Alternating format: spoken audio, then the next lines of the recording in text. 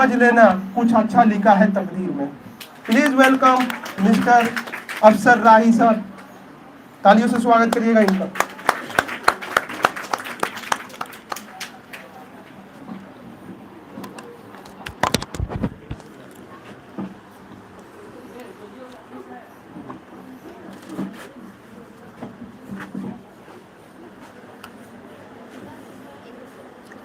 अस्सलाम वालेकुम।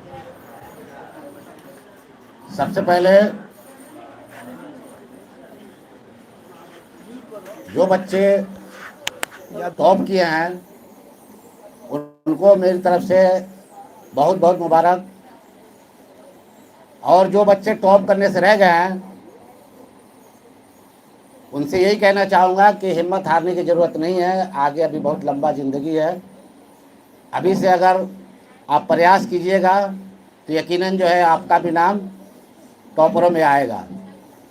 बहरहाल सारे बच्चों को जो है दिल से बधाई जिन्होंने 10th क्लास के एग्ज़ाम में नंबर लाए, पास हुए, अपने कोचिंग का नाम रोशन किया, अपने गांव का नाम रोशन किया, अपने माँ बाप का नाम रोशन किया। लेकिन सवाल ये बनता है कि आफ्टर 10th हम लोग किधर जाए? 10th के बाद हमें कहाँ जाए, हम कहाँ जाए, किस कॉलेज में जाए, किस शहर में जाए, किस सिटी में जाए?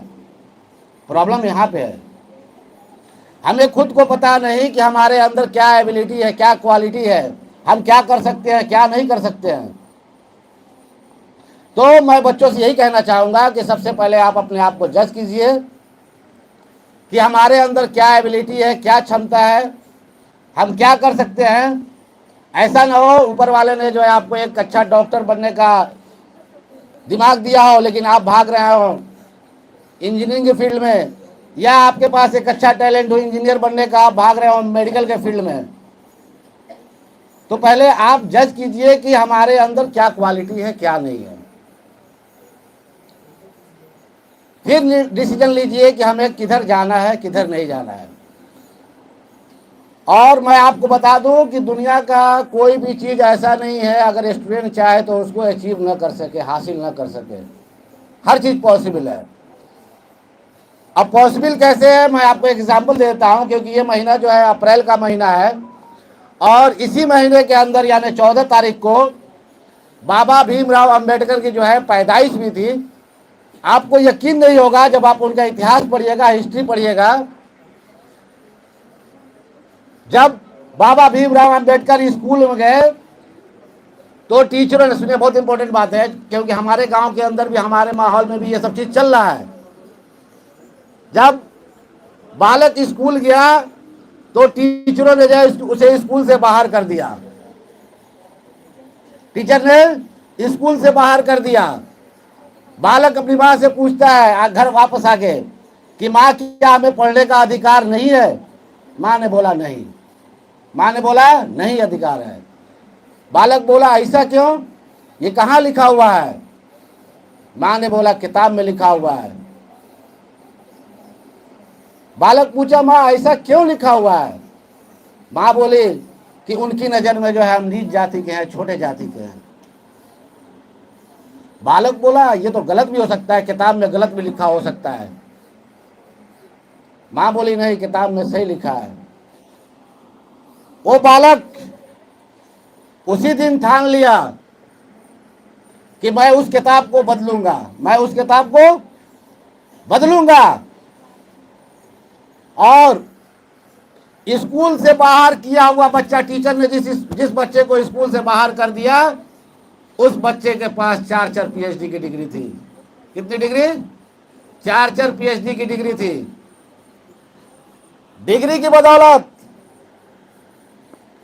जब वो लड़का जॉब में गया अपनी क्वालिटी के दम पे, फिर भी वहां उसे भेदभाव किया गया, फिर भी जॉब पीरियड में भी उससे भेदभाव किया गया।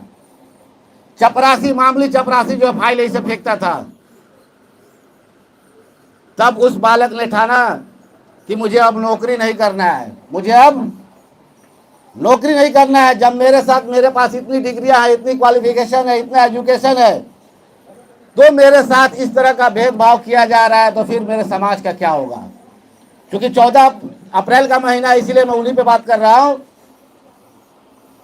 फिर उन्होंने एक ऐसा किताब लिखा जिसमें हर इंसान जो है एक दूसरे के बराबर है, ना कोई बड़ा है ना कोई छोटा है, ना कोई ऊंच है ना कोई नीच है। और उस किताब की सबसे बड़ी खासियत क्या है, खूबी क्या है? जो उस किताब से नफरत करते हैं, जो उस किताब से नफरत करते हैं, जरूरत पड़ने पर उसी किताब से फायदा भी उठाते हैं, जिसका नाम संविधान है।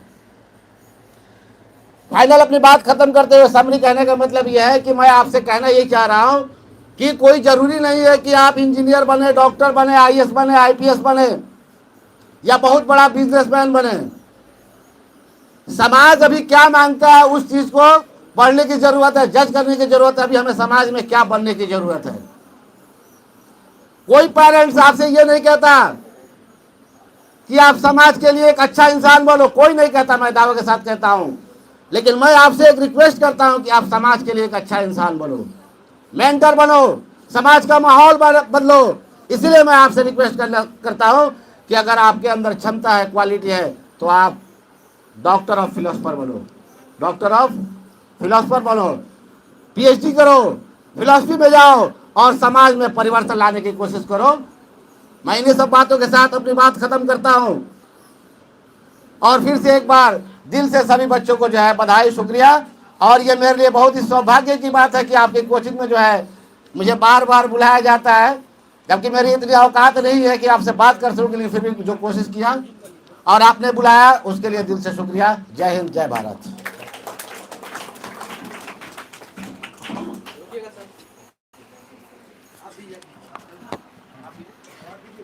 ना आप दीजिए।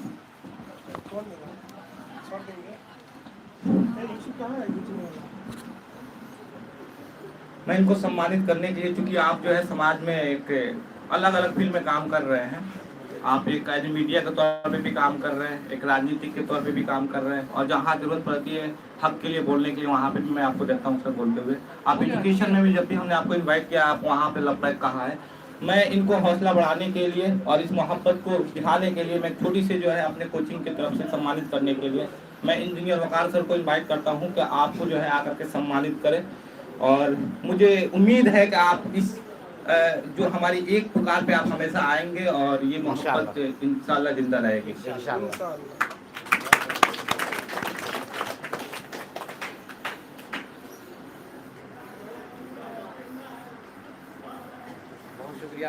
सर को सलाम कर दीजिए। ये बच्चे जो टॉप के हैं सब ड्यूज है, आगे में अगर सक्सेस हुआ तो सबको इनाम दूंगा इंशाल्लाह। अच्छा, अवार्ड इनकी तरफ से ड्यू है, दे रहे हैं, और जब ये सक्सेस होंगे तो इंशाल्लाह सबको देंगे। मेहनत कर रहे हैं, सक्सेस नहीं भी हुए आपकी दुआ चाहिए बस, कि दुआ है यही हमारे लिए काफ़ी है।